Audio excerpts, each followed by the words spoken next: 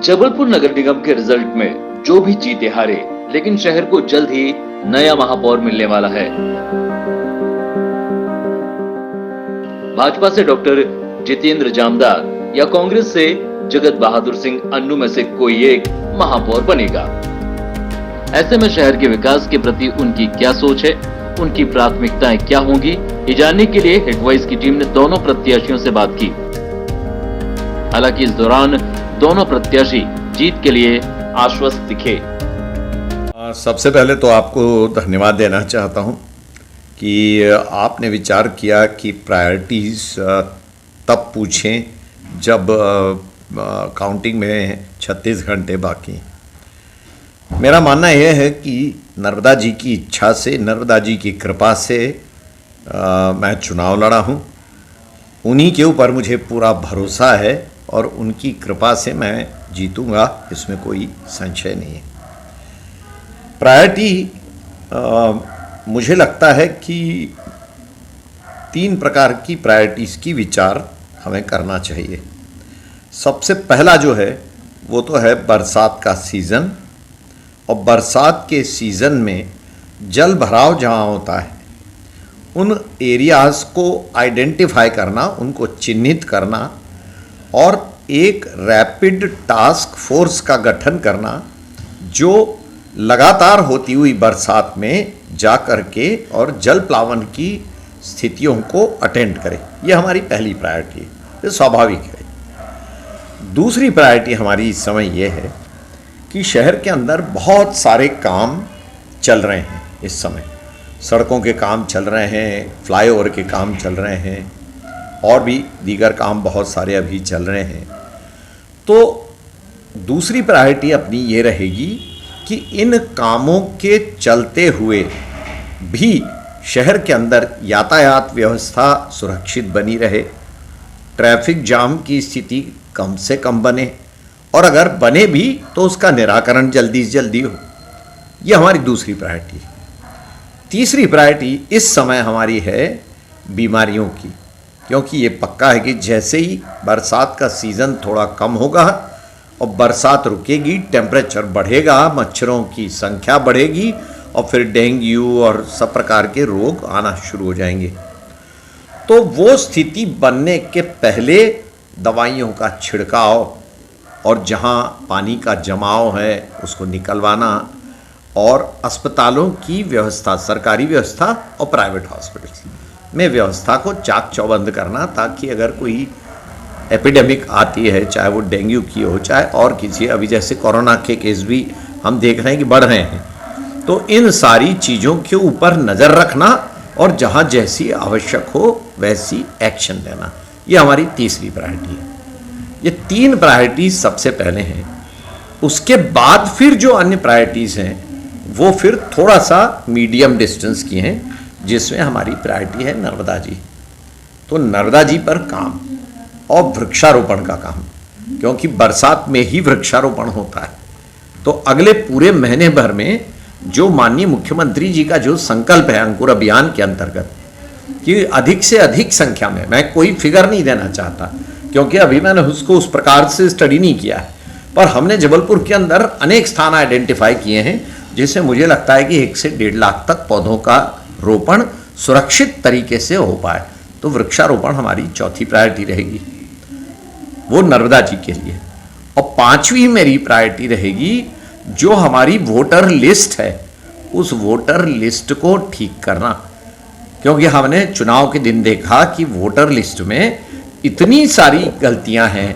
एक परिवार के 3 लोगों का नाम एक सेंटर पर आ रहा है तो चौथे का नाम वहां से 2 किलोमीटर दूर आ रहा है।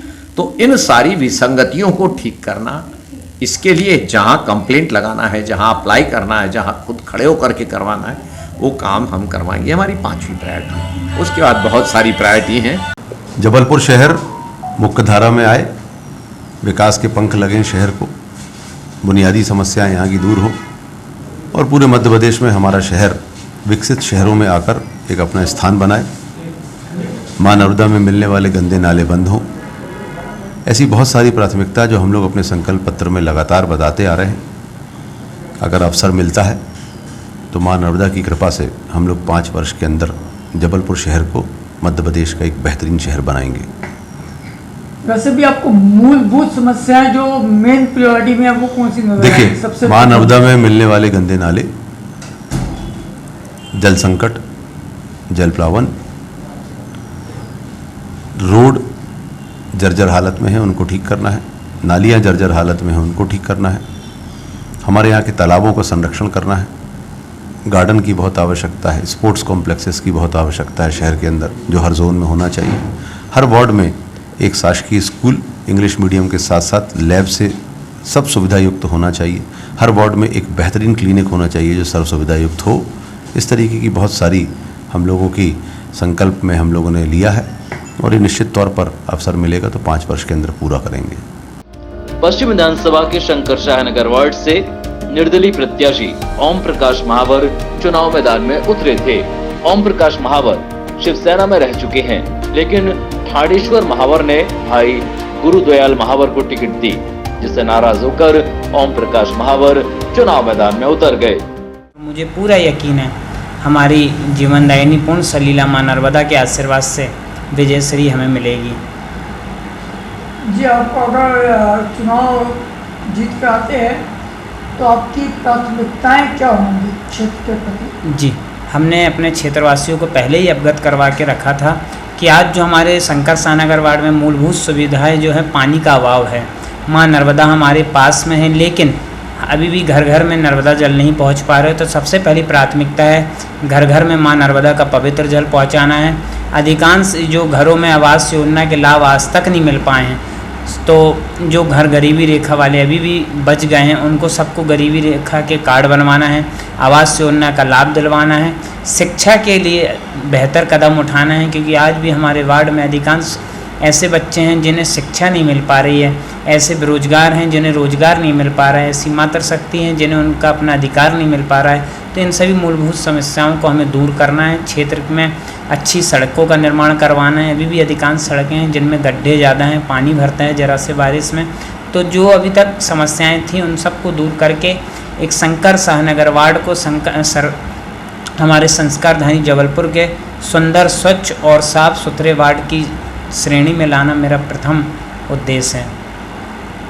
जी, ओम प्रकाश जी, आपके सामने चुनौतियाँ काफ़ी हैं। बीजेपी है, भारतीय जनता पार्टी, कांग्रेस और शिवसेना, इसमें आप अपने आप को कहाँ पाते हैं?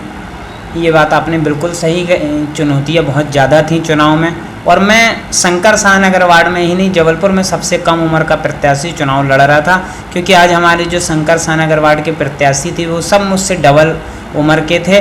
लेकिन फिर भी हमने सभी को फेस किया और जनता का ये आशीर्वाद था, जनता ने मुझे प्रत्याशी बनाया था। जनता की इच्छा थी कि हमारा युवा बेटा क्षेत्र का चुनाव लड़े और हमें स्थानीय प्रत्याशी चाहिए था। आज हम भारतीय जनता पार्टी की बात करें तो भारतीय जनता पार्टी का जो प्रत्याशी था वो हमारे वार्ड का नहीं था। कांग्रेस का की हम बात करें तो कांग्रेस का प्रत्याशी भी हमारे वार्ड का नहीं था। और वर्तमान में जो शिवसेना के पार्षद थे वो खुद हमारे वार्ड के निवासी नहीं हैं, वो शहीद गुलाब सिंह वार्ड के निवासी हैं, जो अभी इस टाइम उनके बड़े भाई चुनाव लड़ रहे थे। उनका कुछ शपथ पत्र में ये उन्होंने दर्शाया है, और भाजपा कांग्रेस सभी ने अपने अपने शपथ पत्र में ये दर्शाया है कि हम मूलतः यहाँ शंकर शाहनगर वार्ड के वासी ही नहीं हैं।